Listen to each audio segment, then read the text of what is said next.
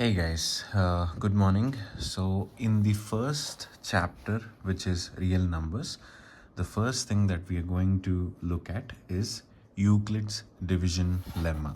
In our lower classes, we have come across this principles of HCF and LCM, right? HCF for GCD and LCM.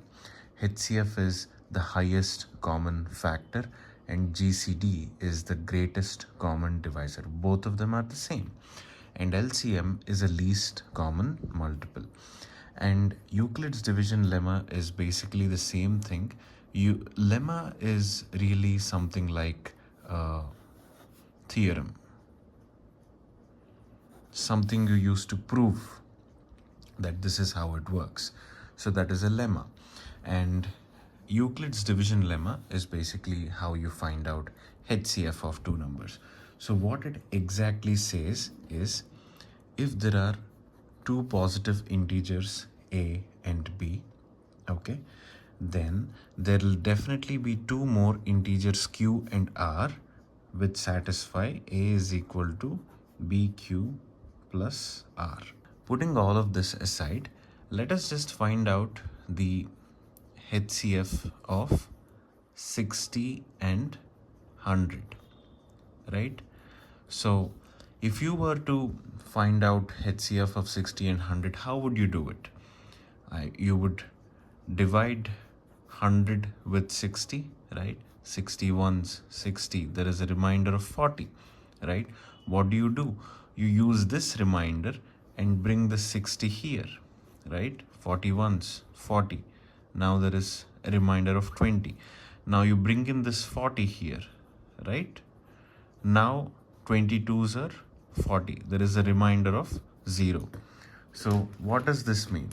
This means that the HCF of 60 and 100 is the divisor that got you the remainder of 0. So the HCF of 60 and 100 is 20.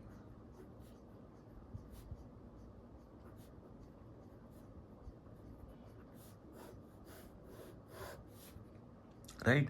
So this is what you arrive at. And Euclid's division lemma is pretty much the same thing.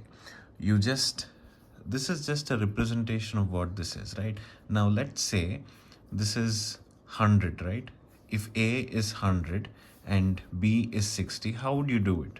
100 is equal to 60 into 1 plus 40. Let's say there are two cans of milk. This is the example given in the textbook. 2 pots of milk. As you can see, I'm quite the artist. One is 100 liters, one is 60 liters. Okay. Now, what is the biggest measuring jar? Okay, this is a jar. What is the biggest size of the measuring jar that you can use to measure the content of both these liquids, and in such a way that nothing should be left out? Now, if you take a 60-liter jar, right, that's the biggest you can take. You can say that this is completely measured, this is 60. But if you take 60 liters into this, then there will be 40 left here, right? There will be 40 left. So that's not how it works. If this was 120, then this would work. Now, this is pretty much what we saw, right? Unless and until we take a 20-liter jar, we know that we can measure this 3 times and we can measure this 5 times. So that is how it comes into play. Now, let us solve a few examples. Okay. Now, the first couple of examples are, let's say, 50 and 70. How would you do it? 70, 50, 51s are 50. You have a remainder of 20. There is now, bring this 50 here. 22s are 40, right? That leaves you a remainder of 10. Bring this 20 here. 10 2s 20. Remainder is 0. So as soon as you get a remainder 0, you know that that divisor is the HCF, right? Now let's solve another example. which says 96 and 72. Okay, what would you do? 96 divided by 72, definitely only once. That's 4 and 2, 72. 24 threes. 24 into 3 gives you 72, right? So that's a remainder of 0. So what do you know? As soon as you get a remainder of 0, that is your HCF or GCD. Okay, now you can do it for as many numbers as you want, as big numbers as you want. Let's try a few more examples. Okay, now let's actually do the exercise that has been given in the textbook itself. This is exercise 1.1. So the first one is 900 and 270. Okay, how would you do it? 900 is the bigger number, so divide that with 270. I think you should go with 3 times, right? Okay, so 270 into 3 would be 27 threes are 81, so 810.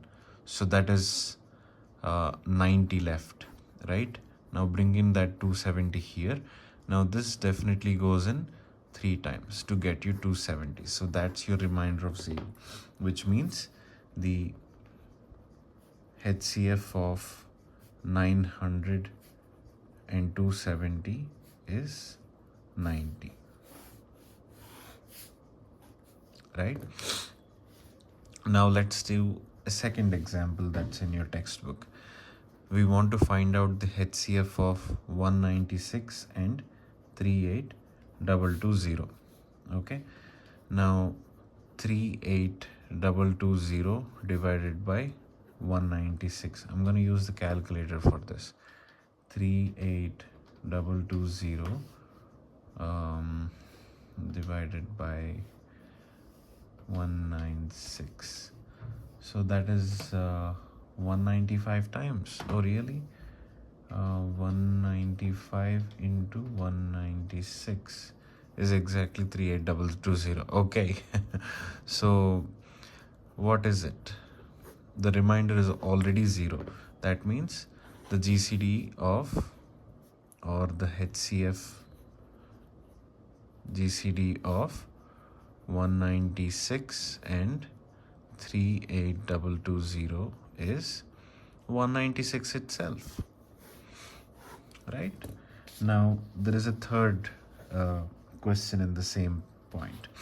We want to find out the HCF of 1651 and 2032. So 2032 divided by 1651 is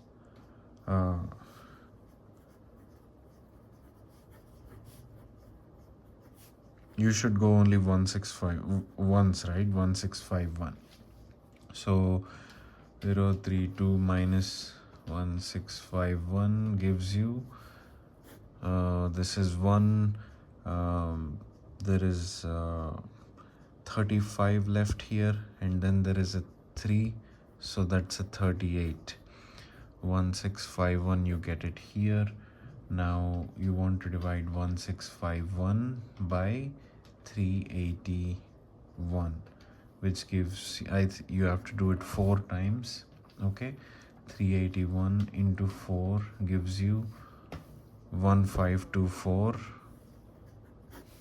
Now you want to do 1651 minus 1524, which gives you 127. Now bring in the 381 here. Now you want to do 381 divided by 127, which goes by 3. So 3s are 381, which gives you a remainder of 0, which means 127 is your HCF. So the HCF of 1651 and 2032 is 127. And that's what you want to write in your results. Okay, so this is the first sum in your exercise. Now let us go to the second one. It says that this is all part of your first problem. Okay, your second problem says use Euclid division lemma to show that any positive odd integer is in the form of 6q plus 1 or 6q plus 3 or 6q plus 5, where q is an integer. So 6q plus 1, 6q plus 3, 6q plus 5.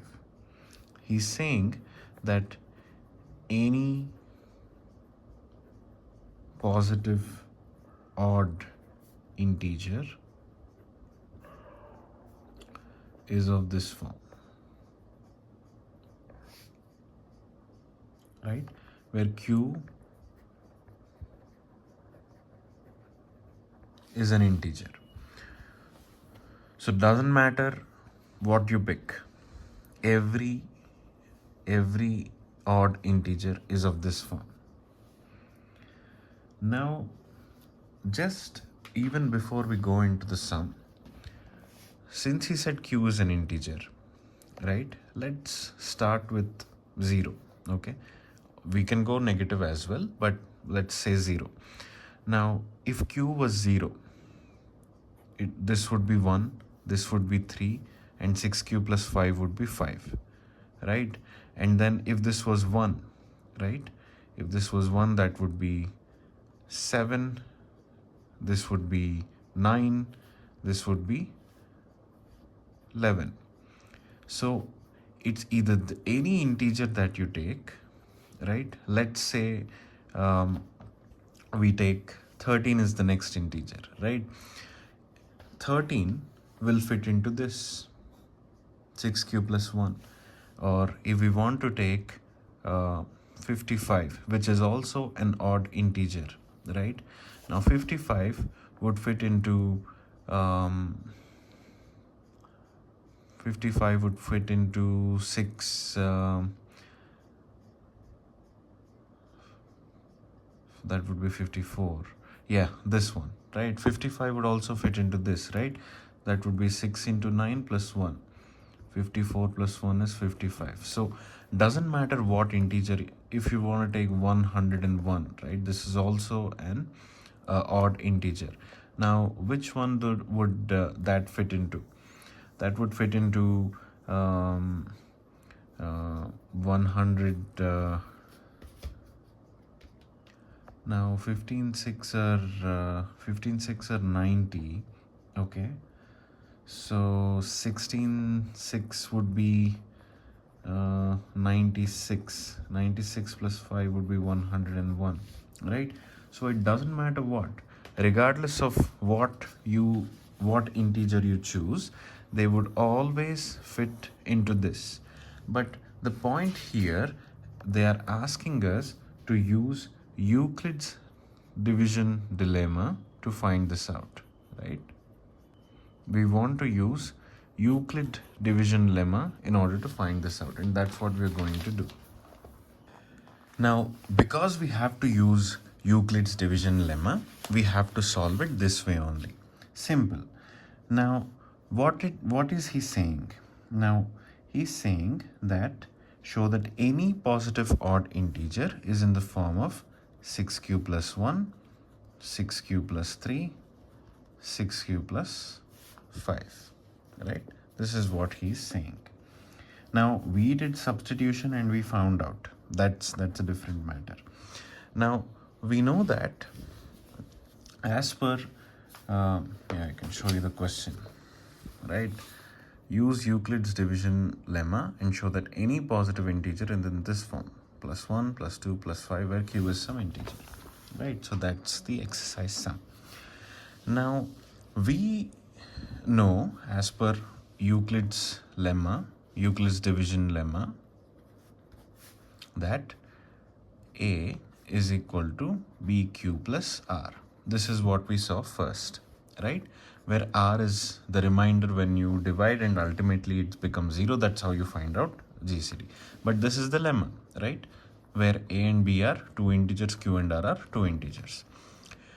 Now, let us assume that A is our odd number format and Q is something that we already have. We know that B is equal to 6 as per this guy, right? Now he is saying A is equal to 6Q plus R. So the remainder, can it ever be more than B, the second number? Right? It can never be. So this remainder, it's always less than the second number, right? First time when we divided, we got remainder 90, which is less than 270. This time it's like 381, which is less than 1651. So this remainder is always less than the number itself, which is 6. So this remainder can be anywhere between 0 to 6, right? Agreed? So the remainder can be 0, 1, 2, 3, 4, 5 and 6. So what are all the formats? A is equal to, if you were to substitute, it would be 6Q plus 0, 6Q plus 1, 6Q plus 2, 6Q plus 3, 6Q plus 4 and 6Q plus 5. So these are all the possible formats that we can assume. Now, what do we know for sure? We have already been told that this is an odd number. So 6Q plus 0 is always an even number. Why? Because this should be divisible by 2. 6, right? So you're multiplying by 6, so it will be divisible by 2. Same goes with 6Q plus 2, same goes with 6Q plus 4. So what do we have left? 6Q plus 1, 6Q plus 3 and 6Q plus 5. So hence we can prove that any positive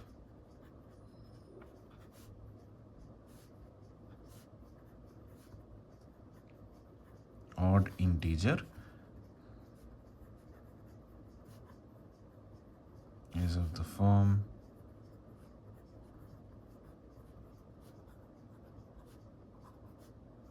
6Q plus 1, 6Q plus 3 and 6Q plus 5. And we have already done some substitutions here and we found that out that it holds good. Okay, so that's how we do that.